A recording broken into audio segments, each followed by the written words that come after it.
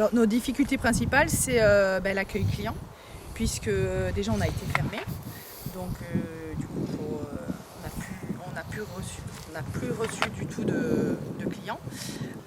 On s'en sort, on ferme les robinets, on essaye de faire attention, mais bon, nous la vigne elle continue, elle pousse. On a de la chance par rapport à d'autres exploitants agricoles, on a un produit qui se dépérit pas, d'accord, qui va au contraire, s'il fait un peu de bouteille, ce n'est que mieux. Nous, ça a été compliqué parce qu'on travaille quand même avec 80% de clients touristiques qui viennent visiter, déguster et acheter au domaine. Également des groupes ou des particuliers, mais en tout cas ces clients-là, on les a plus. Et après, il y a aussi ce qui s'est ajouté, les caves, hôtels, restaurants, enfin les restaurants principalement qui sont fermés, et du coup on n'a plus la vente de la restauration. Alors, on travaille à 65% avec la restauration. Vous voyez, même cette année, on travaille bien dans les Alpes, sur Courchevel, Méribel, où il y a ces restaurants de luxe, ces hôtels qui sont restés fermés, donc pas de commandes. Là, on bricole un peu avec ces cavistes, quelques particuliers. Mais là, il y a eu 3 confinements, ça commence à peser. Mais un point de vue esprit, quoi, je veux dire. Le premier confinement, on a perdu jusqu'à 90% de chiffre d'affaires. Là, on doit être tout dépend des mois, on doit être entre 50 et 70%. Mais on est quand même très impacté par la crise. D'autant qu'on a essayé de trouver d'autres solutions. On a une clientèle locale qui vient, mais ça reste quand même des petites ventes. C'est un carton maximum, donc 6 bouteilles. Mais on souffre beaucoup de cette situation de Covid. Là, on est à moins 60, 65, 70. Ah oui, là ça commence, parce qu'en plus on a les mises en bouteille à faire. C'est vraiment de la trésorerie. Heureusement que les banques nous aident un peu. On a pu suspendre nos crédits. Mais c'est compliqué, quoi. On est en train de développer le site internet grâce à des aides qu'on a obtenues. Pour le référencement, pour une boutique de vente en ligne.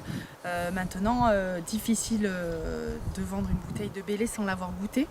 Donc les gens pour l'instant qui commandent, c'est des gens qui connaissent déjà l'appellation ou qui connaissent notre domaine, qui commandent, mais sinon c'est compliqué de vendre un carton de 6 sur un vin qu'on n'a jamais goûté.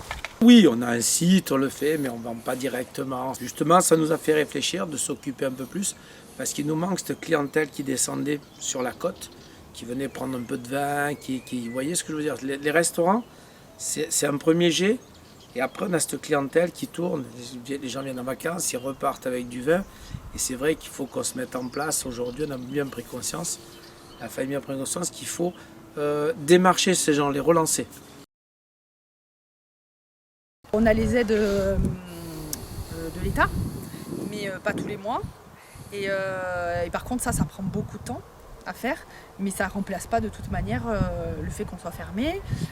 Et en plus de ça, même si c'est pas une denrée périssable, à un moment donné, nous on a la nouvelle vendange qui arrive.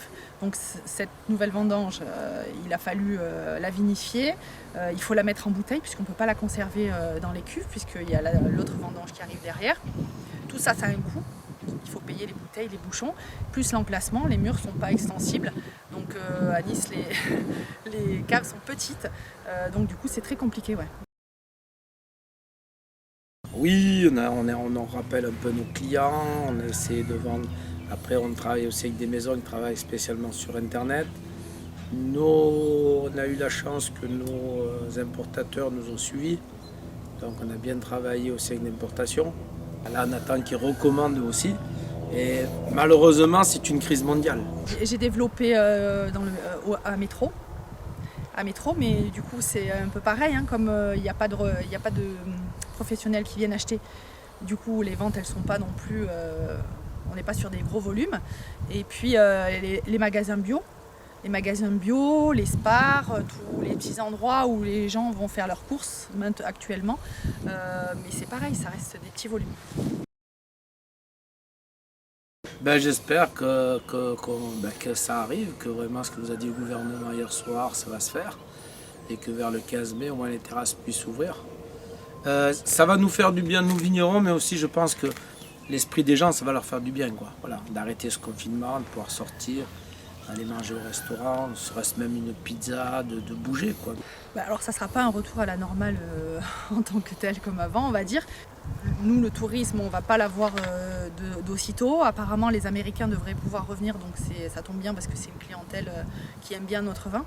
Mais ça ne sera pas à la normale avant, au moins, je pense, l'année prochaine, au moins. Certes, ce qu'on a perdu, on l'a perdu. Ça, on ne le rattrapera jamais, quoi. Donc voilà, mais j'espère, comme je vous ai dit tout à l'heure, j'espère que 2021, on arrive vraiment à éradiquer cette Covid. Il n'y a que la crise Covid qui est venue mettre des bâtons dans les roues, mais ça, on va y sortir, on va en sortir. Tous les métiers, quand il y a une grande crise, soit on s'adapte, soit on meurt. Et il faut se retrousser les manches et puis il faut trouver des solutions.